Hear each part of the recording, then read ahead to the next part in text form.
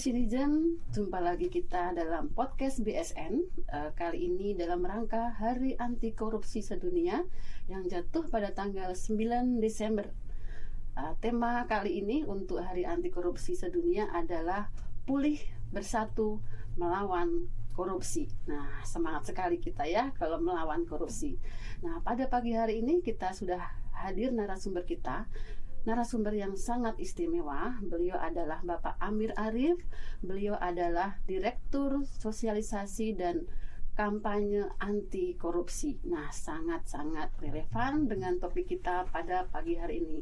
Selamat pagi Pak Arif. Selamat pagi Ibu, selamat pagi Citizen. Terima kasih, jadi kebanggaan bergabung dengan podcast BSN pagi hari ini. Ya, ini panggilnya Pak Amir atau Pak Arif ini? Pak Amir boleh. Pak Amir boleh, ya. Bu.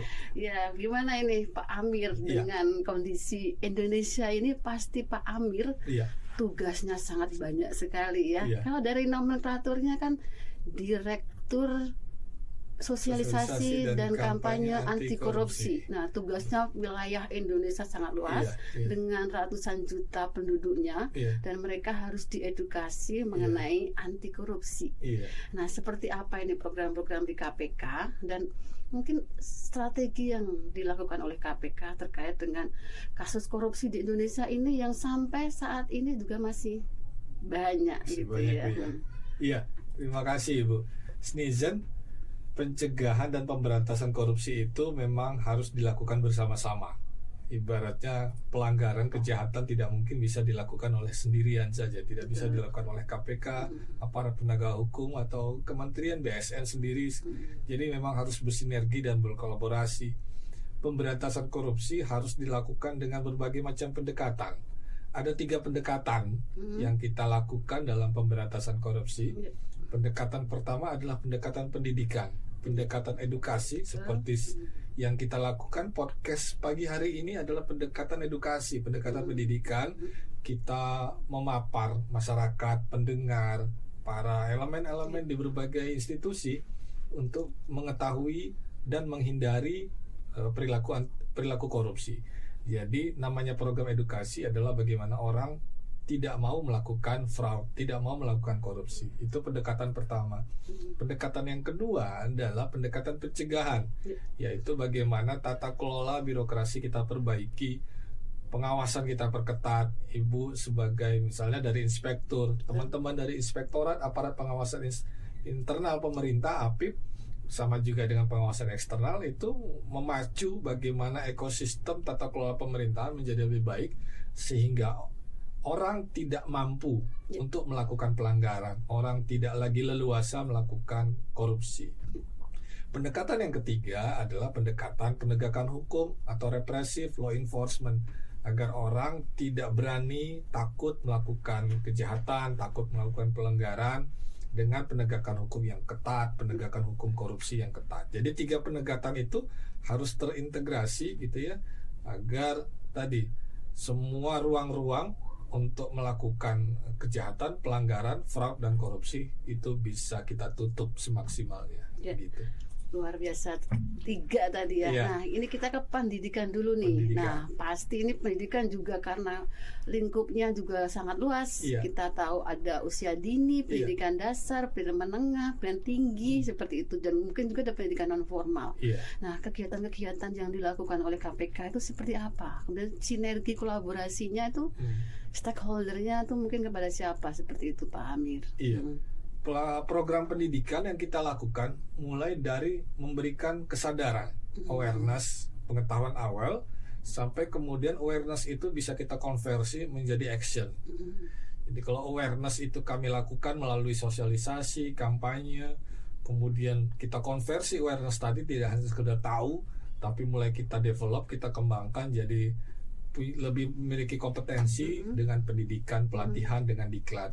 Jadi direktorat kami, Direktorat Sosialisasi dan Kampanye, punya direktorat lain juga di Kedeputian Bidang Pendidikan, ada Direktorat Pendidikan dan Pelatihan, Diklat. Kemudian ada di Direktorat Jejaring Pendidikan. Itu kita mengedukasi dari mulai para peserta didik di PAUD, anak usia dini, pendidikan dasar, pendidikan menengah, perguruan tinggi, termasuk juga tenaga pendidiknya, institusi lembaga pendidikannya, hingga nanti sampai pegawai-pegawai senior di pendidikan kedinasan dan pelatihan kepemimpinan di instansi gitu ya, BPSDM misalnya. Nah itu kita edukasi, kita bermitra selalu. Jadi balik lagi materi anti korupsi itu diinsert ke mereka. Diinsersi, gitu benar ya. sekali Bu. Jadi ada insersi dalam bentuk insersi kurikulum, insersi materi pelatihan juga ada. Ya, pasti kita memang harus bersama-sama lagi bersinergi. Diklatnya KPK bersama dengan BPSDM dari berbagai kementerian, bersama dengan PAUD, malah himpunan PAUD, Himpaudi, himpunan PAUD Indonesia, kita bermitra, termasuk juga pasti dengan Kementerian Pendidikan Kebudayaan, institusi perguruan tinggi baik negeri maupun swasta, forum rektor perguruan. Di situ menanamkan nilai-nilai anti korupsi ya. Betul, kepada mereka anti itu korupsi. ya. Kami dari sejak dini. Sejak dini pasti. Begitu masuk ke institusi pendidikan, pasti hari pertama adalah pelatihan tentang integritas kan. Masuk perguruan tinggi misalnya, maka persiapan kepada mahasiswa baru kita ajak pada perguruan tinggi itu hari pertama pasti pengetahuan tentang integritas. Jadi apapun institusi pendidikannya, termasuk juga BPSDM, Badan Pengembangan SDM di masing-masing kementerian, pasti pembentukan pelatihan personelnya di hari pertama, misalnya di PKA, pelatihan kepemimpinan administrasi, PKN, PIM gitu ya, PIM 2, PIM 1, hari pertama pasti materinya pasti tentang integritas. Jadi kita memang kita punya jargon jargon tentang nilai integritas Sneason mesti hafal nih. Ada 9 nilai integritas, 9 nilai anti korupsi yang kita singkat sebagai Jumat bersepeda kakak, yaitu jujur, mandiri, tanggung jawab, berani, sederhana, peduli, disiplin, adil, dan kerja keras. Nah, nilai yang pertama adalah jujur. Jadi insersi kurikulum kita, materi pendidikan kita pasti baseline-nya pertama adalah tentang kejujuran. Betul, begitu. Itu memang kejujuran itu utama. Jadi prinsip, bahkan mungkin tadi kalau Pak Amir menyasar ke PAUD juga ibu-ibunya gitu ya. Termasuk karena ibu-ibu. Mereka akan mengedukasi ke anaknya nilai kejujuran itu sangat penting, karena mereka akan membawa ke sekolah, membawa ke masyarakat, ke dunia kerja, seperti itu. Nah, tadi kalau terkait dengan pendidikan, kita lebih ke awareness, menanamkan budaya anti korupsi ke mereka. Nah, terkait dengan pencegahan, nah kita melihat pencegahan untuk di tingkat KL ini, karena BSN menjadi salah satu lembaga pemerintah juga. Mungkin seperti apa upaya-upaya pencegahan yang harus dilakukan seperti itu? Iya. Balik lagi ke semangat kita memulai gagasan tentang reformasi birokrasi yang digagas oleh pemerintah ketika reformasi mulai dulu ketika akhir tahun 90-an masuk ke 2000-an, bahwa memang pemerintah kita memulai satu formula memperbaiki tata kelola birokrasi kita menjadi lebih baik, lebih berorientasi melayani gitu ya, dengan reformasi birokrasi. Nah, bagaimana rumusannya memperbaiki itu? Jadi kita selama ini melakukan, tentu lagi bersinergi, bermitra, ada namanya Monitoring Center for Prevention. Jadi pusat monitoring untuk pencegahan, kita bersama-sama dengan pemerintah, baik pemerintah pusat maupun itu pemerintah KPK, daerah. KPK, KPK, terutama juga dengan banyaknya pemerintah daerah, ada ratusan, 500-an sekian pemerintah daerah, dengan banyak dinamika, tantangan dan permasalahan dalam mereka bagaimana mencegah korupsi, memitigasi risiko-risiko korupsi. Nah, kita bikin ada 8 indikator sebenarnya dari Monitoring Center for Prevention itu, dari mulai tata kelola keuangannya, tata kelola sumber daya manusianya, pegawainya, kemudian bagaimana pengelolaan perizinan, kemudian pengelolaan aset, kemudian bagaimana proses internalisasi pengawasan di dalamnya, termasuk sampai level desa kita memitigasi dana desa bagaimana gitu. Jadi kita memang bangun itu indikator dan subindikator bagaimana dari level desa hingga level institusi pemerintah bisa mengurangi resiko-resiko kerawanan korupsi begitu. Jadi ada indikator-indikator yang disusun oleh Kedeputian Bidang Pencegahan. Baik Pak Amir, terima kasih banyak ini. Baik Sneason, menarik sekali tadi yang disampaikan oleh Pak Amir terkait dengan 3 pendekatan pemberantasan korupsi. Tadi satu adalah pendekatan pendidikan, dua adalah pendekatan pencegahannya, tiga adalah penindakannya. Satu lagi kita kupas lagi terkait dengan bagaimana penindakannya. Nah, tunggu Citizen setelah yang satu ini. KPK punya dan menyediakan kanal-kanal media pelaporan dari masyarakat. Ada yang melalui telepon, ada WhatsApp-nya. Citizen, kita lanjutkan lagi diskusi podcast pada pagi hari ini yang kita mengambil tema di Hari Anti Korupsi, pulih bersama melawan korupsi. Pak Amir tadi sudah sampaikan terkait dengan 3 pendekatan upaya pemberantasan korupsi. Bagaimana tadi yang nomor 3 ya, terkait penindakan. Karena penindakan itu penting juga biar ada efek jerahnya. Betul, seperti itu ya Pak Amir. Nah, mungkin bagaimana ini strategi KPK? Iya, penindakan lagi-lagi tujuannya agar orang jerah, orang takut. Itulah memberikan deterrence effect ya, efek takut agar jeri melakukan kejahatan, melakukan pelanggaran, melakukan korupsi. Penindakan yang kita lakukan sama seperti juga pendekatan lain dalam pendidikan dan pencegahan, pasti melibatkan peran serta masyarakat. Makanya divisi KPK adalah bersama masyarakat menurunkan tingkat korupsi. Kita memang sangat mengajak masyarakat untuk melapor setiap ada dugaan pelanggaran, dugaan korupsi yang ditemukan oleh masyarakat. Karena KPK tentu saja cuma ada di Jakarta gitu ya. Sedangkan mata telinga masyarakatlah yang mengetahui pelanggaran korupsi yang terjadi di daerah dari Aceh sampai Papua, dari Sabang sampai Merauke. Nah, masyarakatlah yang sejauh ini sejak KPK berdiri itu aktif menyampaikan laporan, memberikan informasi. KPK laporannya melalui apa ini? Laporan ke KPK. Nah, KPK punya dan menyediakan kanal-kanal media pelaporan dari masyarakat. Ada yang melalui telepon, ada WhatsApp-nya, kemudian ada bisa datang langsung, hadir datang KPK kalau punya kesempatan, kemampuan datang ke Jakarta bisa. Kita punya loket pengaduan, loket pelaporan. Bisa juga menyampaikan melalui surat, di alamat pos kantor KPK, atau yang mudah juga melalui web, melalui aplikasi web base namanya KPK Whistleblowing System atau kita sebut KWS. Cari saja di websitenya KPK, kws.kpk.go.id, ada di websitenya kpk.go.id. Di situ ada thumbnail, silakan klik kalau masyarakat menemukan indikasi dugaan tindak pidana korupsi di situ. Jadi memang kita permudah banyak media kanal-kanal. Kalau case yang sekarang ini misalkan ada kasus korupsi terkuak itu kebanyakan juga dari informasi tersebut. Benar sekali. Tidak hanya di KPK, kalau berdasarkan kajian sebenarnya 60-70% semua dugaan pelanggaran pasti informasi masuk dari masyarakat. Ya, artinya efektif itu ya saluran-saluran tersebut ya. Pasti. Jumlahnya sangat besar. Masyarakat memang mengeluhkan apapun sebenarnya. Jadi seringkali kita temukan dari sampai saat ini ada sekitar puluhan ribu laporan yang masuk, karena setahun itu rata-rata 4.000 sampai 6.000 laporan masuk ke KPK. Jadi kalau dari tahun 2005 sampai sekarang, jadi memang sangat banyak, ada puluhan ribu laporan yang masuk. Sekarang kalau tidak salah sampai 80.000 sudah sekarang. Nah, dari laporan yang masuk itu dari masyarakat seringkali tidak hanya melaporkan tentang korupsi, tapi keluhan-keluhan macam-macam, dari keluhan tentang pelayanan perizinan, keluhan dalam kehidupan mereka dalam mengurus sesuatu, bersentuhan dengan birokrasi, dengan aparat pemerintah. Nah, itu disampaikan ke KPK. Dari laporan yang masuk itu tentu saja kita harus validasi dan verifikasi.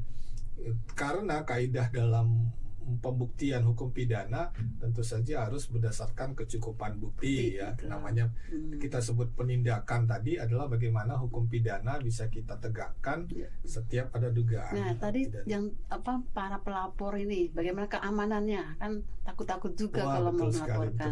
Jadi netizen yang nonton acara ini, kalau nantinya menemukan ada pelanggaran dugaan korupsi, jangan khawatir, karena kewajiban kita setiap mengelola whistleblowing system. KPK pasti punya whistleblowing system, kementerian lembaga juga punya whistleblowing system yang menerima laporan setiap ada dugaan pelanggaran. Kewajiban pengelola whistleblowing system itu wajib merahasiakan identitas pelapor. Keamanan pelapor harus dijamin kerahasiaannya, dijamin keamanan hukumnya, dan dijamin keamanannya dari diketahui publik dan dari ancaman misalnya dari pihak terlapor yang merasa terancam.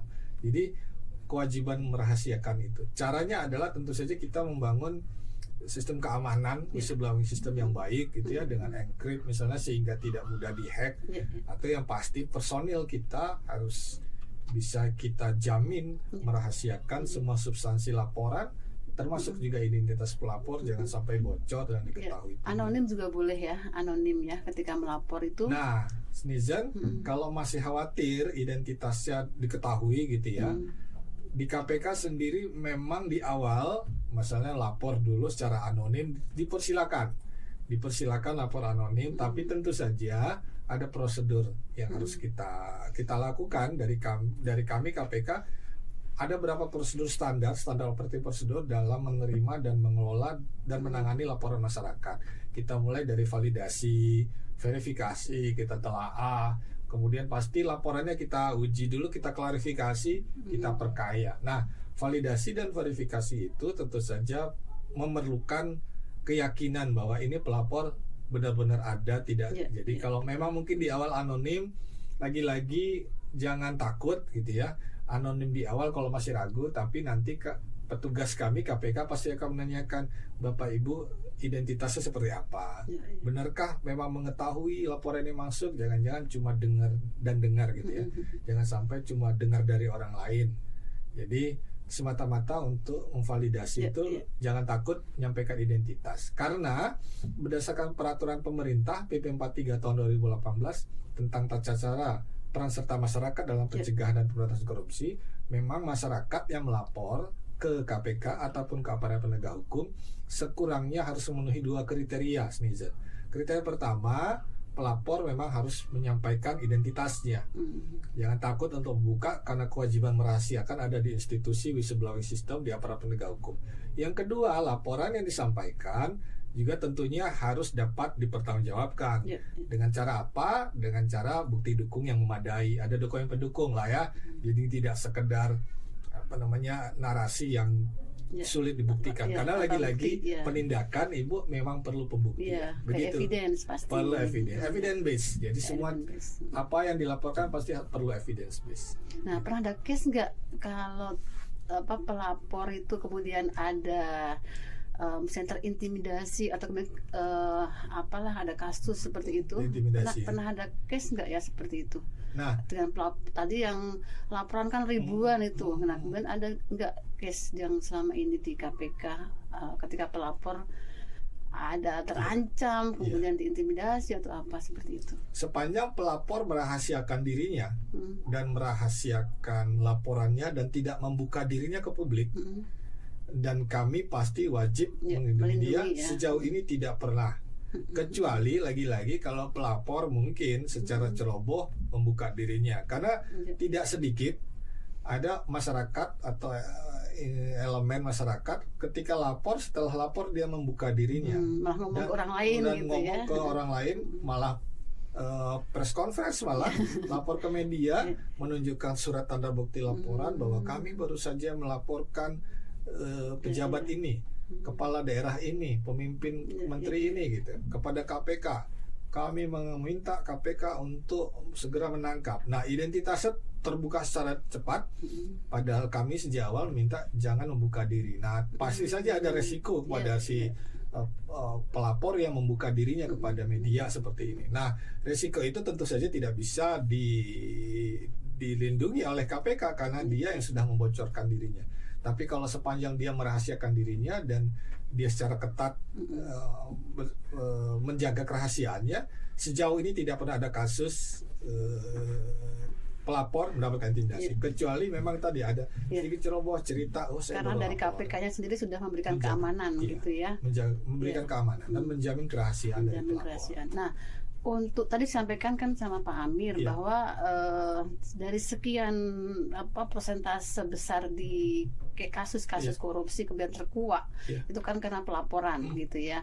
Nah, bagaimana ini untuk menjamin istilahnya bukan menjamin teman-teman KL nih kementerian lembaga sehingga untuk pencegahan korupsi memang perlu ada tadi laporan-laporan jadi mengefektifkan tadi BBS-nya mungkin ya. Nah, mungkin strategi seperti apa yang perlu dilakukan oleh kementerian lembaga sehingga BBS-nya itu efektif.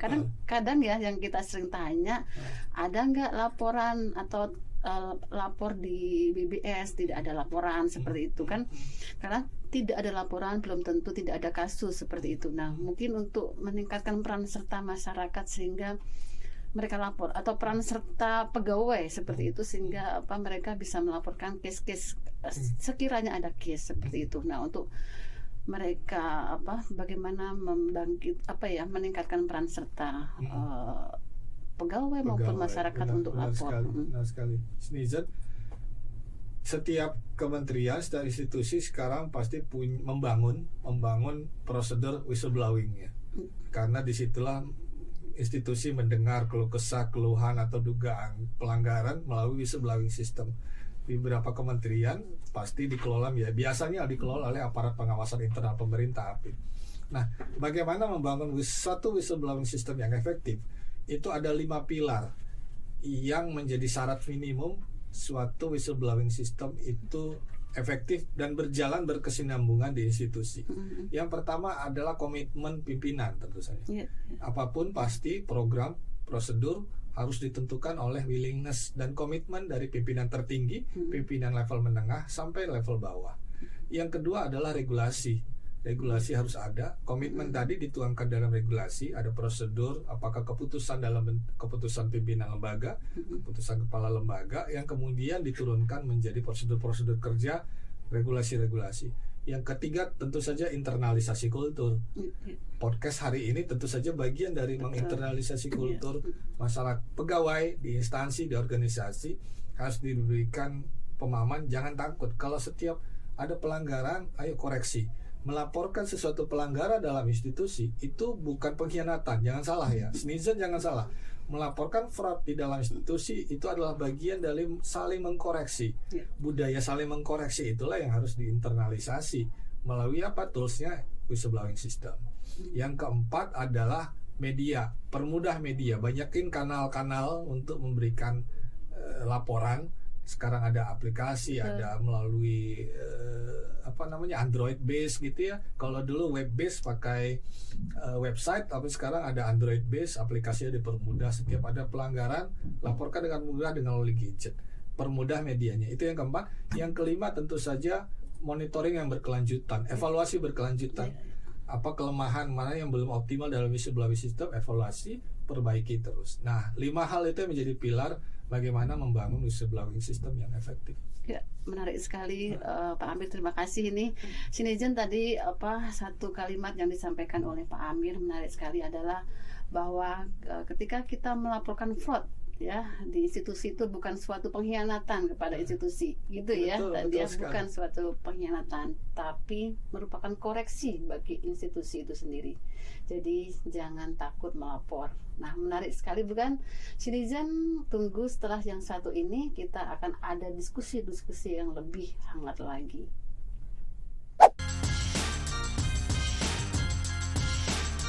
Bagaimana ini terkait dengan internalisasi atau upaya membangun budaya anti korupsi di kementerian lembaga.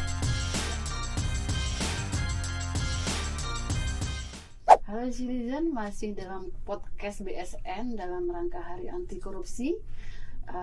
Kita tadi sudah mendengarkan secara clear strategi yang dilakukan oleh KPK dalam membangun budaya anti korupsi, baik itu ke kementerian lembaga dan juga ke masyarakat. Peran serta masyarakat menjadi hal utama untuk tumbuhnya budaya anti korupsi di Indonesia ini. Nah, Pak Amir, bagaimana ini terkait dengan internalisasi atau upaya membangun budaya anti korupsi di kementerian lembaga? Ya, kita tahu kementerian lembaga mempunyai kewenangan kita dalam menggunakan anggaran belanja pemerintah seperti itu. Tentunya ada risiko-risiko dalam penggunaan anggarannya yang tentunya bisa berdampak ke korupsi tadi. Nah, mungkin kita, saya sebagai inspektur juga membangun budaya terkait integritas itu. Nah, mungkin bagaimana strategi-strategi di KPK? Iya. Mungkin kita juga bisa bersinergi ini ke depannya. Nah, namanya menginternalisasi memang prosesnya dari menanamkan dulu ya. Menanamkan, seringkali menanamkan memang agak sedikit dipaksa. Tapi itu hal yang wajar, menanamkan sesuatu hal, ide, gagasan, apalagi norma dan ketaatan terhadap peraturan, itu memang harus sedikit dipaksa itu. Kalau sudah sedikit dipaksa, nanti lama-lama akan terbiasa. Makanya proses menanamkan dan menginternalisasi itu perlu gabungan dari beberapa macam hal. Pertama tentu saja seringkali perintah atau balik lagi ke komitmen pimpinan lembaga, manajemen level tinggi harus memerintahkan di dalam pegawai di dalamnya, institusi dalamnya untuk sama-sama tertanam nilai-nilai integritas dan anti korupsi. Bentuknya harus ditegaskan dalam regulasi. Jadi seringkali kita ajak bagaimana menginternalisasi harus ada regulasi. Dengan membuat sistem seperti itu ya. Bangun sistem dan buat peraturan. Jadi bikin saja kewajiban kalau pegawai menemukan ada pelanggaran, maka dia wajib melaporkan. Kita ingat dalam peraturan disiplin pegawai negeri sipil saja kan ada kewajiban gitu. Kewajiban kalau menemukan ada pelanggaran maka dia harus wajib lapor. Itu kewajiban peraturan disiplin pegawai negeri yang kita taati sekarang. Nah, kalau tadi sudah ada komitmen, regulasinya, kewajiban itu dituangkan dalam hitam di atas putih. Kalau temukan pelanggaran, lapor ke inspektur, lapor ke atasan langsung atau kepada pihak lain yang berwenang. Nah, kemudian tentu saja perlu ada edukasi berkelanjutan. Ingatkan tahun ini, segarkan lagi tahun depan. Jadi memang perlu ada sosialisasi di internal dan itu harus dilakukan berulang. Secara terus-menerus. Harus terus-menerus. Ya. Karena mengingatkan itu memang harus terus-menerus. Harus terus-menerus. Ya. Menanamkan nilai integritas sama seperti juga menanamkan keimanan kita gitu ya. Kadang naik, kadang turun. Pegawai kadang integritasnya turun. Kadang naik, kadang turun. Nah, semangat itu harus dipelihara dengan cara tadi mengingatkan dan menyegarkan secara periodik, secara rutin. Jadi 3 hal itu. Komitmen pimpinan tertinggi, kemudian tuangkan dalam regulasi, dan ingatkan terus berkesinambungan terus-menerus. Kalau terkait dengan ini kan bagaimana peran serta stakeholder, kita di kementerian lembaga pasti mempunyai stakeholder sehingga mereka juga bisa menyuarakan, artinya mendorong juga si kementerian lembaga itu untuk mereka berintegritas. Nah, bagaimana meningkatkan peran serta mereka ini sehingga mereka juga ikut membantu kita untuk membangun budaya integritas. Jangan malah mereka itu menjadi ini misalnya contoh mereka ingin biar cepat layanan kita, kemudian mereka malah misalnya melakukan gratifikasi atau apa. Nah, itu kan tentunya peran stakeholder itu menjadi hal yang utama juga. Nah, ini upayanya seperti apa KPK dalam memberikan kampanyenya mungkin ya untuk ke arah stakeholder dari sisi masyarakat. Iya, betul. Nah, kalau tadi sudah kita kuatkan komitmen dari manajemen level tinggi, kemudian regulasi sudah ada, terbangun dan terstruktur, terus internalisasi ada, baru kemudian kita eksternalisasi.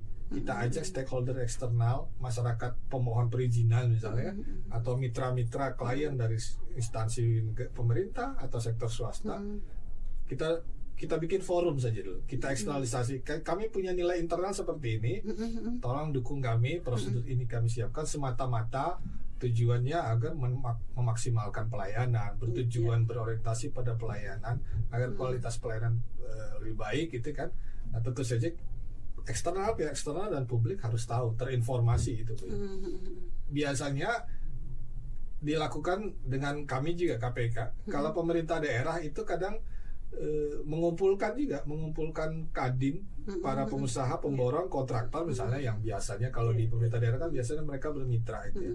Pemohon perizinan juga untuk duduk bersama, termasuk juga pelaku-pelaku bisnis usaha perbankan daerah juga duduk sama, kami punya prosedur ini, ayo sama-sama tegakkan, karena keberhasilan taat terhadap nilai anti korupsi kan tidak hanya satu pihak, kadang harus kerjasama supaya tidak ada godaan eksternal. Dari sisi pemerintah mungkin, dari sisi kita pegawai sudah mau lurus nih, sama biar cepat dikasih apa, nah itu ada kita tergoda-goda seperti itu. Nah mungkin itu perlu ada effort untuk kepada stakeholder itu memberikan edukasi juga. Iya, kuncinya di internal kuat dulu, pasti nanti kalau udah kuat baru kita eksternalisasi. Tentu saja gandeng kami.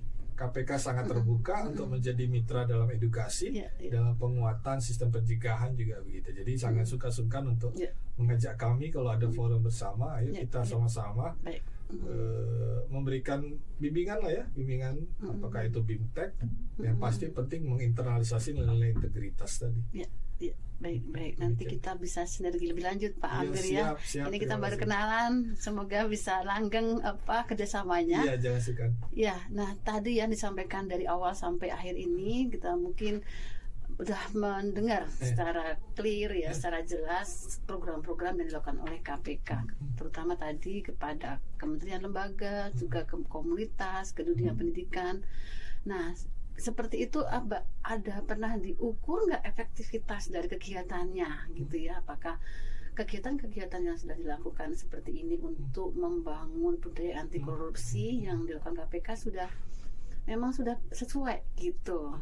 Ada pengukuran dari sisi seperti apa, survei atau apa gitu? Iya, ada ukuran yang kita kenal dan kita lakukan 2 tahun terakhir ini untuk mengukur bagaimana masing-masing instansi itu menegakkan nilai-nilai integritas, namanya SPI, Survei Penilaian Integritas.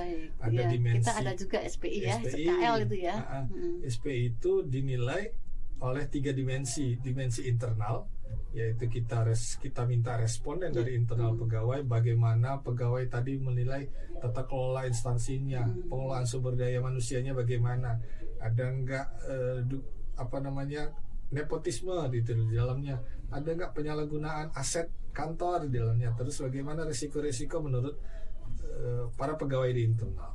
Ada dimensi lain, dimensi eksternal, para stakeholder di eksternal, para pemohon perizinan, klien, mitra di eksternal juga kita mintakan pendapat ya bagaimana memandang instansi tersebut. Kemudian ada dimensi ahli, para expertise profesional, pendapat ahli, akademisi, kita tanya bagaimana pandang persepsinya dan penilaiannya terhadap satu institusi. Nah, 3 dimensi ini kita ukur. Ini tahun kedua, sekarang masih berlangsung gitu. Nah, itulah yang jadi ukuran kita. Karena mengukur integritas itu pasti tentu saja indikator. Nah, indikator itu yang kita SPI tadi ya. SPI namanya. Nah, BSN itu cukup lumayan 84 ya.